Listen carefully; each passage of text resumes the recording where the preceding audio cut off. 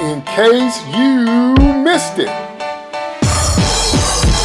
All right, probably the biggest news in the last week, at least something that lit up the internet, was the casting of Kamala Khan. So I'm sure you didn't miss that. But I wanted you to check out this incredible article on bounding into comics, because this article is so spot on and it raises so many questions. And you know, I'm a big one for being sure that you practice what you preach. The issue or the focus is they said they wanted to stay true to who Kamala Khan is in the comics, even if that meant casting an unknown. So let's do a little bit of a deep dive into this article. Okay?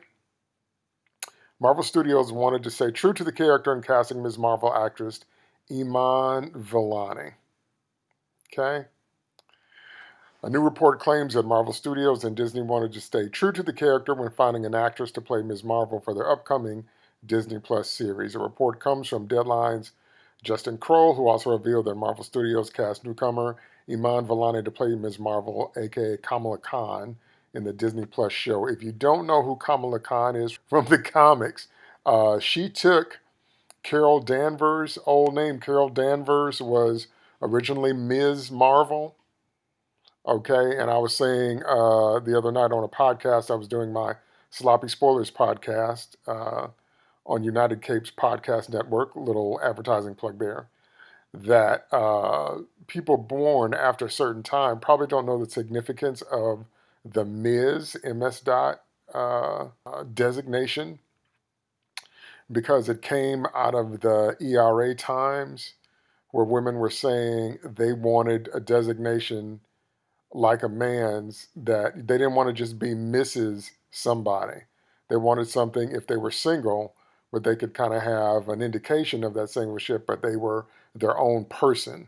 They weren't just Mrs. whoever, they were Ms. whoever they were. That's where the MS dot designation comes from. So you either have to be familiar with that history or, know something about that time.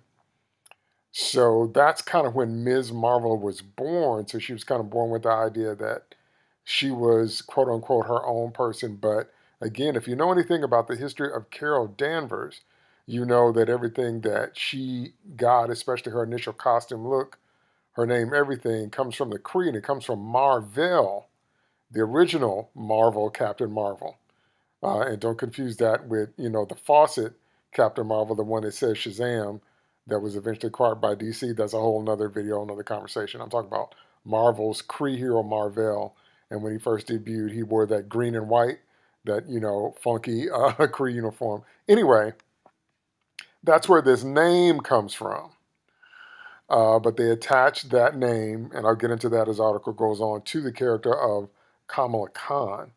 If you don't know anything about her powers, we'll talk about that as we go as well.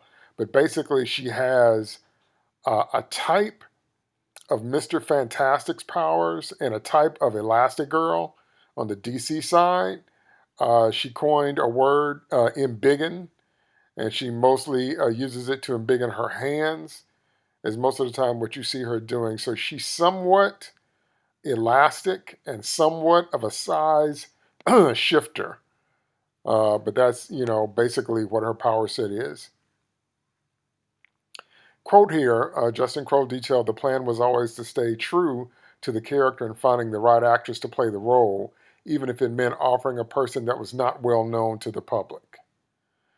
Okay, well, that's a really good idea. That's what they did for Christopher Reeve when Donner cast him to play Superman, and he's still, to this day, the gold standard for superheroes, because Christopher Reeve so embodied the character and so lived him on screen until he really became Superman in the hearts of so many people. So that idea is cool, that if you really want to serve the character, you want to find the right actor or actress that can really make the character come to life. And if you want to stay true to the character, that includes the demographics, the physicality of the character, all that's good. It's this next sentence that I'm agreeing with them on, that the report is interesting given that Marvel Studios and Disney have had no qualms changing the races and genders of many of their other characters. This article gives a list. That's why I want to go over it so you can see exactly how many times they have not applied this idea. The quote unquote, I wish you could see my hands right now because I'm big time air quoting, the quote unquote plan to stay true to the character. Because the question becomes, why does Kamala Khan get that treatment? Why does Ms. Marvel get that treatment? Okay, so there's a shot of her with her hands in big, and that's what I'm talking about. She's elastic and she's a bit of a size shifter, like Goliath, like Giant Man, like Elastigirl, probably closest to Elastigirl because Elastigirl can do both. I'm talking about Rita Fire and Doom Patrol, not on The Incredibles. Okay, but this is the most common way you'll see her you'll see Kamala use her powers is making her hands super big and sometimes growing super tall. Okay? Bounding into Comics previously reported that they changed the majority of the cast for the upcoming Eternals film. The only characters that are similar to their comic book iterations are Richard Madden's Icarus, Angelique Jolie's Thena, and Brian Tyree Henry's Festos. They changed Makari into a deaf black female character portrayed by Lauren Ridloff. As you can see in his first appearance in the Eternals #5, Makari is a white man who has no problems hearing. Then we get the comic panel where he clearly is white and can hear, and they're having a conversation. Okay. Kingo was changed from a character of Japanese descent into Indian, played by Kumail Nanjiani. Excuse me if I'm murdering these names. As you can see in his first appearance, he dressed as a samurai. Okay, then once again you get the Eternals panel and you see Kingo's appearance. Okay. They also changed Ajak into a female of Hispanic and Lebanese origin, played by Selma Hayek. In his first appearance, Ajak is revealed to have lived among the ancient Inca Empire and is even referred to as the Inca hero, oh Lord, Tekimotzen, which is a fictional hero created by Jack Kirby. As you can see below, he's depicted as a white man with the same skin tone as Icarus. There again, you have the comic panel. Okay. Now, on to the next. Gilgamesh was also changed to be an Asian character portrayed by Don Lee. In Gilgamesh's first appearance, he was referred to as the Forgotten One who once roamed the world among the humans and shook it to improve their lot. He also toppled the palaces of tyrants and slew the beasts they could not conquer. He was also a white man with dark, almost black hair. Right there, so you see Gilgamesh here, okay, in the comic panels. Finally, they also changed Sprite into a young female, portrayed by Leah McHugh. In Sprite's first appearance in the Eternals #9, he's shown as a diminutive white man with reddish orange hair. So, a ginger and a dude is who Sprite originally was. See that right there in the comic panel. Okay? Now, it goes into the listing of the other places they have done this. These race and gender swaps and the Eternals are not the only race and gender swaps that Marvel Studios has made. The company has changed Heimdall, the Ancient One, Mordo, Ghost, Valkyrie, Hogan, Marvel, Ned Leeds, Flash Thompson, and Liz Allen. Okay? Now, we know that Idris Elba played Heimdall, but Heimdall was always Caucasian in the comics. We know the Ancient One, holy cow, the Ancient One was an Asian man in Doctor Strange's origin. Valkyrie, Brunhild, that particular Valkyrie, because the Valkyrie is not, she was named the Valkyrie, but it's referring to a group like Amazons. It's not a proper name, at least traditionally, it hasn't been. They called her the Valkyrie, but obviously there's more than one. Well, the one from the comics was the blonde Norse goddess Brunhild, and they changed that to a black woman, Tessa Thompson, for Thor Ragnarok, and she's been the Valkyrie in the MCU, and on and on and on. Ned Leeds and Flash Thompson. Now with Tom Holland's Spider-Man solo movies, that's really much more of Miles Morales' cast and background in terms of diversity and backstory. So they kind of updated Peter with Miles's backdrop, if you will. Same with Liz. Okay? Article says one has to wonder why they would want to find an actor that stays true to the character of Ms. Marvel when they seemingly don't feel that way with many of their other characters. Why is that, do you think? Why is it so important to be sure that Kamala Khan is properly depicted by her actress? Okay? And we don't get that kind of attention to detail in every case. Okay? And that's something that always bothers me. It doesn't sometimes bother me. It always bothers me. If you follow me on Twitter, DT2 Comics Chat, you know I've talked repeatedly about the whitewashing of Sunspot. I know that there are many Brazilians of many different shades, but Sunspot was originally depicted as darker skinned, and more importantly, he was hated because he was darker skinned. So that darker skin difference is actually a part of his origin. It's actually a part of his character. It's a part of, and as you know, in X world, normally what happens is trauma activates powers right around puberty. And so many of the X-Men didn't find out they were mutants until around 12 or 13. They got in a very stressful situation and their powers just ignited. So for Roberto da Costa, him being dark-skinned is rooted in his backstory. Okay, but just like, again, that list we just read, they don't seem to have that type of fidelity to the other characters. Okay? It was the same issue, if you remember, on the Justice League cartoon, except they didn't do any race or gender swapping. They just said, Paul Dini said it somewhere, I believe. He said they didn't want it to be 7 white guys and Wonder Woman, or 6 white guys and Wonder Woman save the world. That's how we got Hawkgirl and John Stewart on the Justice League cartoon. But they were still who they were. So why is there the need to have this kind of fidelity to Kamala Khan, but not these other characters? See what I mean? If you're going to have that kind of line, if you're going to have that kind of standard, if you're going to have that kind of approach, it needs to be across the board. Okay? It needs to be across the board. What if they had changed Captain Marvel, Carol Danvers, into a black man? Is that okay? If Carol Danvers, Brie Larson didn't play Carol Danvers, and let's say they got a black dude to do that. Let's say it was Rhodey's brother or something.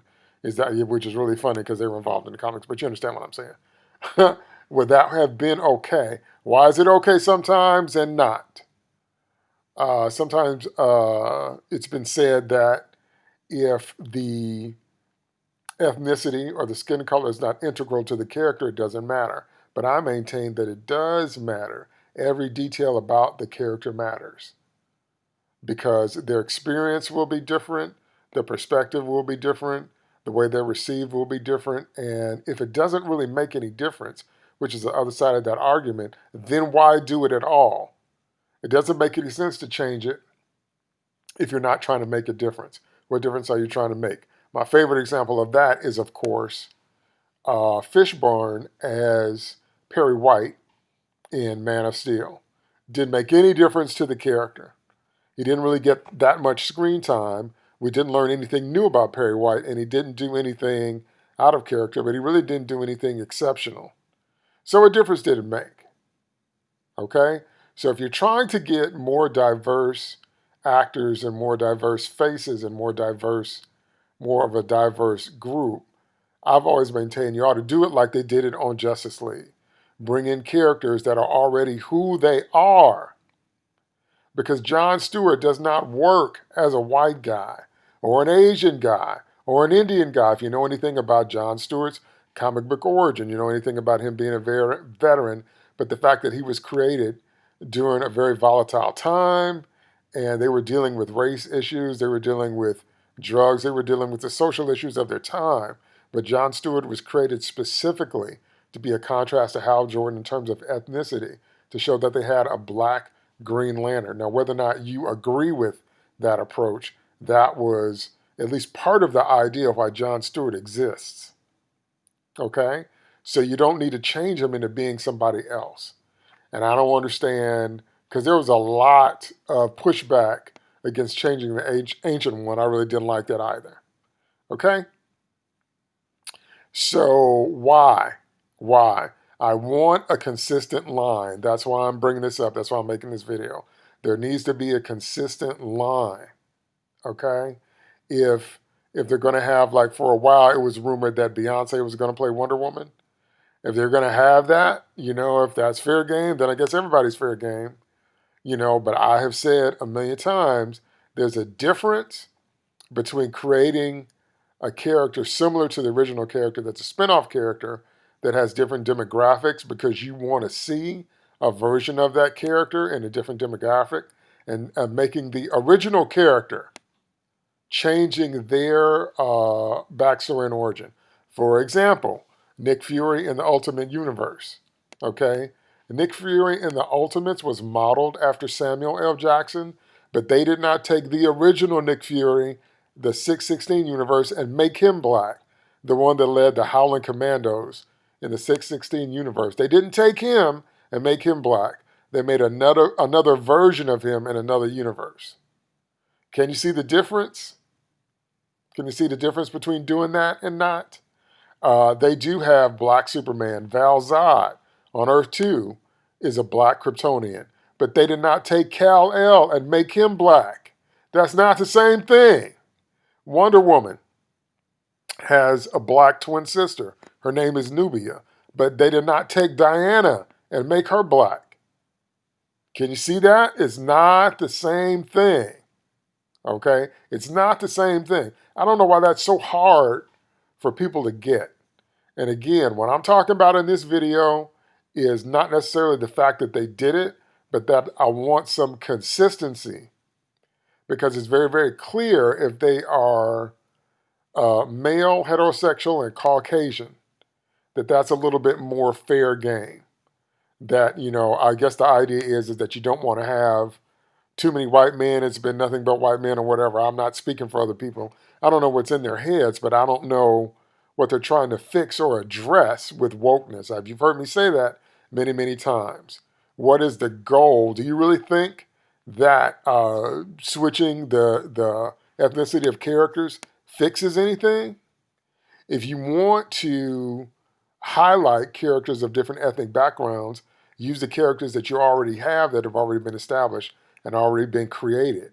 You don't have to take traditionally Caucasian ones and turn them into different ethnicities. And normally they're talking about turning white characters black and turning male characters into women. That's normally the heaviest thing. Again, here with Eternals, there's a little bit more variety. But that's normally what happens. And I'm like, do you really think that changes anything? Does that fix anything? Okay, what are you trying to fix with that? What are you trying to address? If you think that fixes the inequities of the past in terms of the racial inequities or injustices or whatever, it really doesn't. How does it? Well, some people say that, I need to let my kids see someone that looks like them. Very, very true. But we already have characters. We don't have to take Superman and make him black, although I very much like Val-Zod, and I really like what Krypton did with the original houses on Krypton, with Superman's grandfather, the House of El and the House of Zod, and how they were portrayed and how they were intertwined. I really, really actually did like that.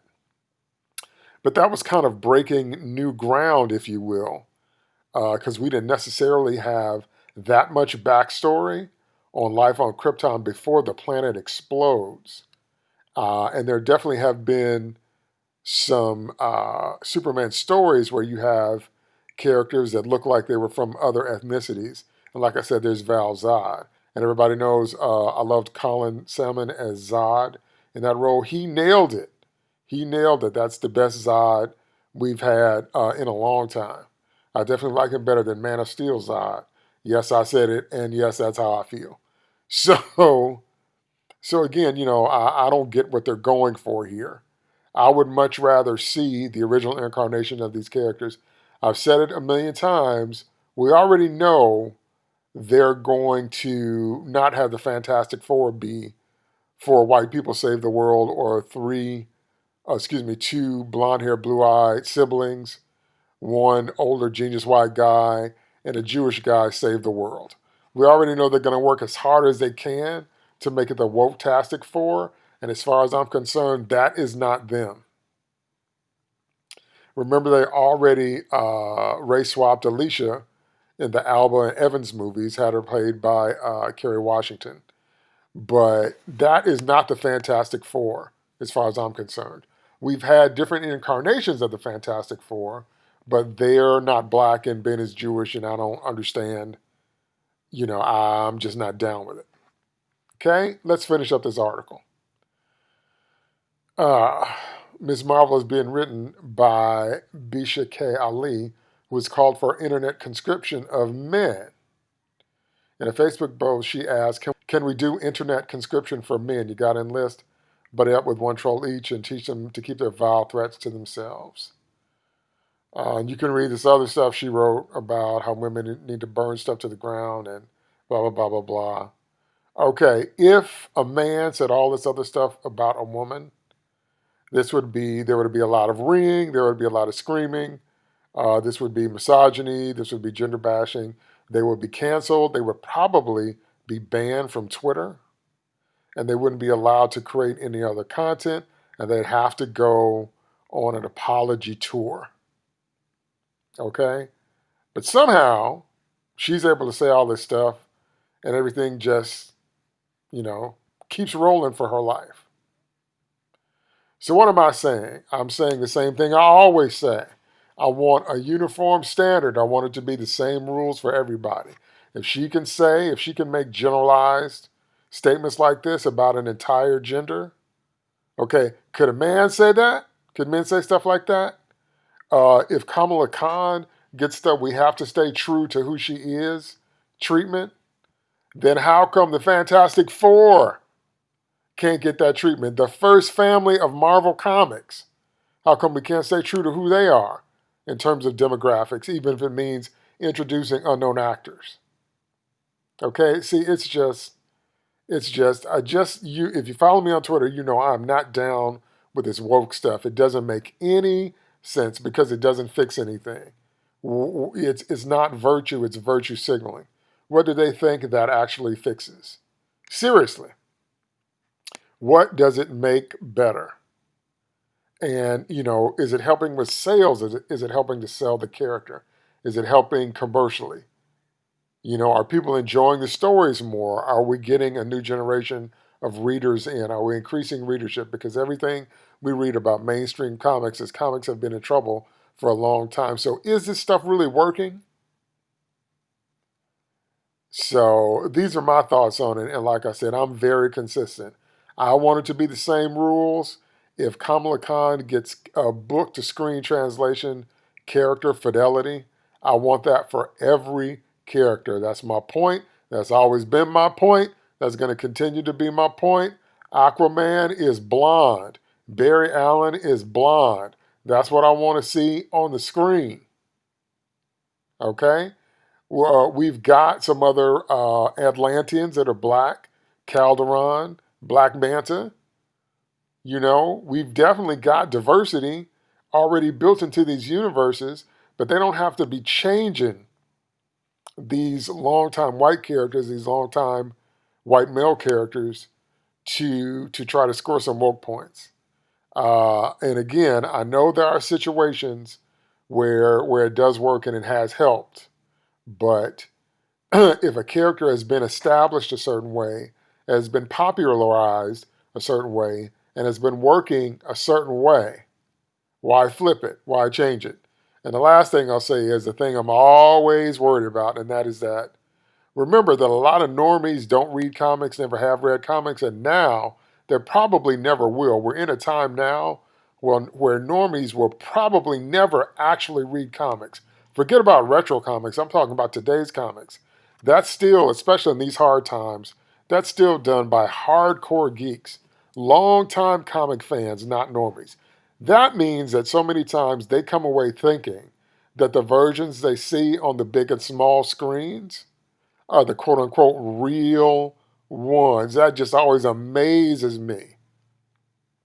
A lot of people don't know that Jimmy Olsen is a ginger. A lot of people don't know that Lana Lang is a ginger, the original versions from the comics. A lot of people don't know that Pete Ross is a blonde hair white guy from the comics. Okay? That just amazes me. And then they start formulating all these arguments and blah, blah, blah, blah, blah. And you don't even know who the characters are from the jump. Okay? So, once again, if Kamala Khan is going to get book to screen character fidelity translation, then I want all of the characters to have that. That is not too much to ask. Okay? And if we want to include other ethnic groups, let's bring in the characters that were already conceived with those different ethnic backgrounds if we want to have more than just, Caucasian men on the screen. Those are my thoughts. Let me know your thoughts in the comments below. And please like, subscribe, and share. And that's it for the latest episode of In Case You Missed It.